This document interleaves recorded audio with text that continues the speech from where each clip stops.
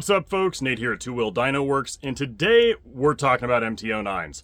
For a long time I've teased that there is a lot more performance potential than what we've ever been able to show on this channel when it comes to these Yamaha CP3 engines. And today I can finally highlight some of those enormous improvements that are possible with some actual engine work in these bikes. We've actually got a few of these MT09s in-house right now that are going to be on the grid this coming weekend at Moto America at the Ridge Motorsports Park, but the one we're going to focus on right now is the one I just finished tuning for Hunter Dunham. The bike's a little bit rashed up because unfortunately he had an off at Loudon, but we've got the bike back together and repaired, and we've just finished settling on the Airbox design we're going to run here at the Ridge Motorsports Park, and it is now perfectly dialed in.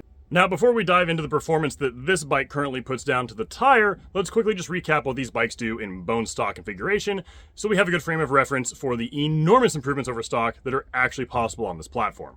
Bone stock to the tire on pump gas on our dyno, these bikes make about 107 horsepower and about 62 pound-feet of torque. Now, these bikes are a blast to ride at the track in bone stock configuration. Obviously, we've shown many times over the last couple of years since the 4th generation CP3 electronics were updated, the performance improvements that we can offer here to you folks with just simple intake and exhaust modifications along with our custom tuning, but this is in a completely different league. The bike as it sits right now makes 136 horsepower and 75 pound-feet of torque to the tire on pump gas. It doesn't even look anything close to a stock MT09. In fact, if I highlight the OEM rev limiter out there at 10,500 RPM, the bike's making more than 30 horsepower at that same old limiter. And if we highlight the new peak torque area, you're talking about 14 pound-feet of improvement. It really can't be overstated, folks. This is an absolutely amazing build and setup that Hunter has now on this bike. So obviously, after seeing that, many of you are probably very curious as to what the hell has been done here. And I'll quickly run through sort of the overarching modifications that have been done to the engine and to the rest of the bike itself to allow it to make such massive performance improvements. Externally, it is very obvious that this has a full Yoshimura exhaust system. What you cannot see under the fuel tank is the heavily modified airbox. Derek back there is actually making another one for one of the other bikes that we have here in the shop, so I will show you that here in just a moment. But everything else done inside the engine is really where the magic happens to uncork those enormous performance improvements. Now, this engine was built for Hunter by our good friend Chuck Giacchetto over at Giac Moto. It is a completely reworked head, his V2 cam package, obviously the airbox that we've both designed together, which I'll get to here in just a minute.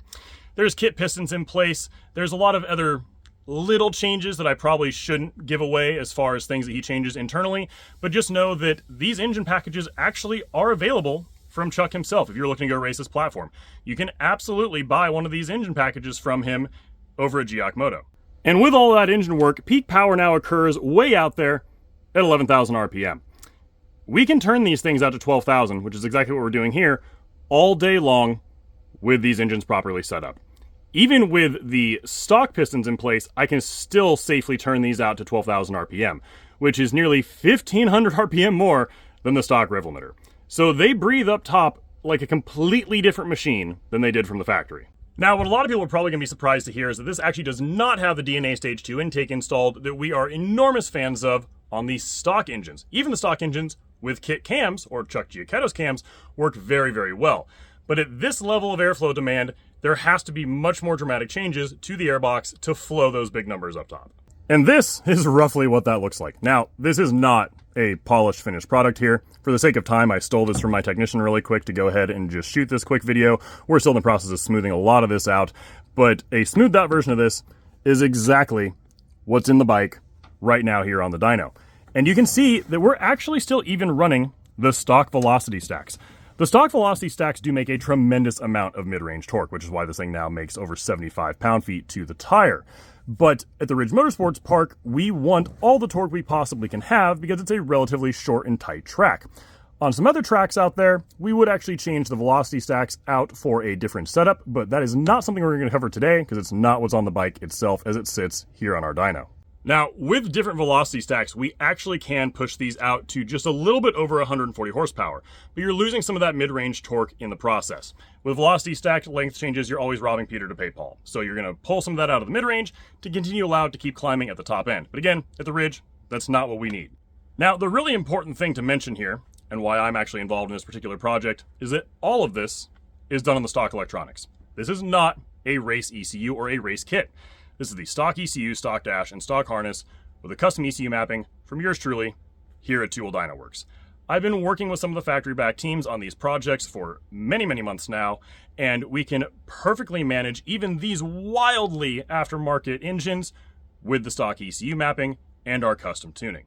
So if you do decide to go ahead and pick up one of these engines from Chuck Giacomo, we can absolutely still manage the entire bike for you with the OEM electronics. You do not need to go spend $8,000 on the kit ECUs and harness packages that are now becoming available for these bikes. We can do everything that is necessary and make these a perfectly race-ready machine for something like the Super Hooligan series with the OEM dash, harness, and ECU still in the bike. So now this is wrapped up, we're going to go ahead and just button up a few other things on the bike, get this loaded into Hunter's van so he can move in later this week at the Ridge Motorsports Park, and he should have an absolute blast racing this bike here this weekend. Now, as always, if you have any questions whatsoever about getting your MT-09 properly tuned and dialed in, please do not hesitate to email us at support@2wheeldynoworks.com. I can guarantee that you will not find higher quality tuning for the stock electronics on these bikes anywhere else than right here at 2 Wheel Dyno Works. Obviously, nobody else has gone to anywhere near this length on the OEM electronics for the 4th generation Yamaha CP3s like we have, which is why I can make that guarantee. Not only do we have custom mapping built for just about every intake and exhaust combination imaginable, but we also have that mapping built for just about every engine package now imaginable with these platforms. And if you're looking to get our custom ECU mapping in your ECU for your particular setup, just head over to 2wheeldynoworks.com. Our ECU flashing service for the 4th generation Yamaha CP3s, whether that is in the new Tracer, these MTs, or the R9, is on sale on our website for $349.99.